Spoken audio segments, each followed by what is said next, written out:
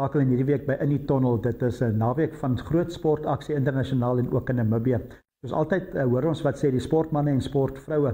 Daar is 'n lekker Formule 1 om na te kyk. MW Welman gesels weer saam van Megafoon Sport. Dis Miami se Grand Prix. Dan is ook rugby Europese Kampioenskap beker, die beste van Europa. Mike Potgieter gee sy mening. Ons loer ook so vinnig na die sewes wat in Amerika speel, hoe die Blitsbokke moontlik daar kan vaar en in watter groep hulle speel.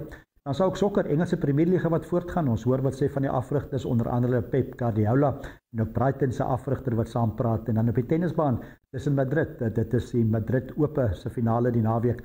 Coco Gauff gee ook 'n mening. Sy speel in die eindstryd teen Aryna Sabalenka. En by golfbaan kyk ons ook wat daar gebeur op die PGA. Tom Kim wat ook daar saamgesels. Hy speel daar, is Amerikaner wat speel op die PGA. En dan gaan ons ook in Namibië kyk. Ons verskeidenheid sport wat in Namibië plaasvind, van vlugbal by die strand by Swakopmund. Daar's 'n groot rugby vir al die ene daar in Grootfontein. Dit is Grootfontein wat speel teen Kudus en dit is 'n groot ene wat ook uitgesaai word op NTV. Dit is 4:15 Saterdag. So groot klomp sportaksie op In die Tunnel, skakel in soos altyd.